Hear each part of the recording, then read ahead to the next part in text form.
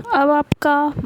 Carbohydrate chapter के monosaccharide topic का next जो टर्म आपको जानना है, ऑप्टिकल एक्टिविटी क्या होता है वो बताने जा रहे हैं। तो ऑप्टिकल एक्टिविटी देखिए क्या होता है। सबसे पहली बात बताया हुआ है कि एसिमेट्रिक कार्बन एटम जो है वही शो करता है ऑप्टिकल एक्टिविटी। तो एसिमेट्रिक कार्बन एटम क्या है ये हम पहले भी बता चुके हैं वीडियो में, यहाँ पे फिर से देख लीजिए कि ये बीच वाला जो कार्बन है जिसके चारों तरफ चार अलग अलग तरह के जो है वो फंक्शनल ग्रुप ऐड होते हैं उसको एसिमेट्रिक कार्बन एटम कहते हैं। यानी कि ये बीच वाला जो कार्बन है एटम है वो एसिमेट्रिक है क्योंकि इस पे अलग अलग चार तरह के फंक्शनल ग्रुप ऐड है। यानी कि एक ये CHO हो गया, एक H हो गया, एक OH हो गया, एक CH2OH हो गया, अलग अलग है तो इसी को एसिमेट्रिक कार्बन एटम कहा जाता है। तो जहाँ पे भी एसिमेट्रिक कार्बन एटम प्रेजेंट होगा, ये बताया हुआ है the presence of asymmetric carbon atom causes optical activity. तो जहाँ पे भी एसिमेट्रिकल कार्बन एटम प्रेजेंट होगा वहीं पे शो होगा ऑप्टिकल एक्टिविटी। तो ऑप्टिकल एक्टिविटी होगा क्या, तो ऑप्टिक्स यानी कि वही लाइट के लिए बोला जाता है। तो वही यहाँ पे दिया हुआ है कि when a beam of plane polarize light, जैसे ही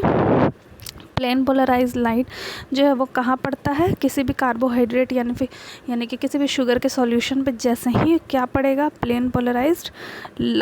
लाइट पड़ेगा तो वो क्या करा देता है, उस कार्बोहाइड्रेट को, शुगर को रोटेट करा देता है, रोटेट द लाइट इधर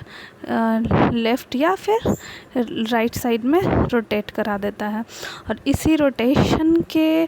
पे डिपेंड करता है वो कार्बोहाइड्रेट का मॉलिक्यूल हो जाता है डेक्स्ट्रोरोटेटरी, जिसको कि अभी बोल रहे थे D, और एक होता है लेबोरेटरी यानी L। डेक्स्ट्रो को ही प्लस से भी बोला जाता है, लेवो को माइनस, मतलब प्लस भी लिख दीजिएगा तो समझ जाइएगा कि वो D है और माइनस लिख दीजिएगा तो समझ जाइएगा कि वो L है। तो बस यही इतनी बात बताया हुआ है ऑप्टिकल एक्टिविटी पे। कोई भी शुगर का सॉल्यूशन है उस पर प्लेन पोलराइज लाइट आया तो उसमें जो शुगर प्रेजेंट है वो रोटेट कर जाता है, ठीक है, या तो लेफ़्ट या तो राइट। और जो रोटेट करेगा तो पहला वाला जो होगा वो D कहलाएगा और रोटेट करके जो नया बनाएगा वो L कहलाएगा, जैसा कि हम ग्लिसरॉल्डिहाइड वाले में देख चुके हैं। जैसे यही है ग्लिसरॉल्डिहाइड कार्बोहाइड्रेट, अगर ये सॉल्यूशन में रहेगा और उस पर प्लेन पोलराइज लाइट पड़ेगा तो ये क्या हो जा रहा है, रोटेट कर गया, रोटेट करके जो H इधर था वो H उधर चला गया और OH उधर चला गया, तो रोटेट कर गया। तो रोटेट किया तो ये वाला D हो गया और ये वाला L हो गया। तो इसी तरह से प्लेन पोलराइज लाइट जब उसको रोटेट करवा देता है और दो तरह का वैरायटी बना देता है, एक D और एक L, यानी एक प्लस और एक माइनस, तो इसी चीज़ को क्या कहा जाता है, ऑप्टिकल एक्टिविटी कहा जाता है। अब यहाँ पे जो प्लेन पोलराइज लाइट है, अगर उसके बारे में जानना चाहें कि प्लेन पोलराइज लाइट होता क्या है तो वो थोड़ा सा देख सकते हैं कि अगर कभी भी लाइट का वेव जो वाइब्रेट करता है और एक ही डायरेक्शन में अगर जाएगा,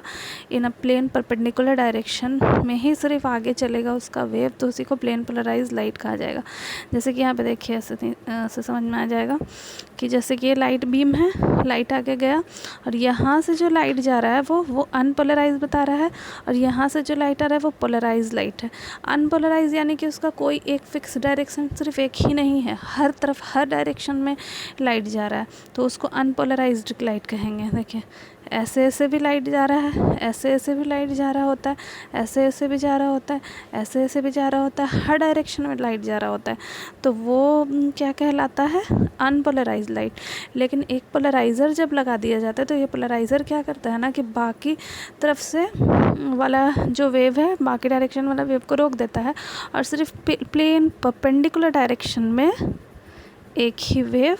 जाता रहता है, तो एक डायरेक्शनल वेव हो गया, तो इसी को पोलराइज लाइट बोलते हैं। तो यही पोलराइज लाइट जब सॉल्यूशन पे पड़ता है तो उसको उसको रोटेट करा देता है कार्बोहाइड्रेट के स्ट्रक्चर को, तो वो D और L बना देता है, उसी चीज़ को ऑप्टिकल एक्टिविटी कहा जाता है और वहाँ पे यही प्लेन पोलराइज लाइट पड़ता है। तो ये तो बात हो गई अब इसके नेक्स्ट जो टॉपिक है वो रेसिमिक मिक्सचर है, ये नेक्स्ट वीडियो में बताएंगे। इसमें अगर कहीं पे कोई दिक्कत हुआ हो तो कमेंट करके पूछ सकते हैं, और अगर अच्छा लगा हो वीडियो तो एक लाइक कमेंट कर दीजिएगा, और चैनल सब्सक्राइब नहीं किया तो प्लीज़ चैनल को सब्सक्राइब कर दीजिएगा।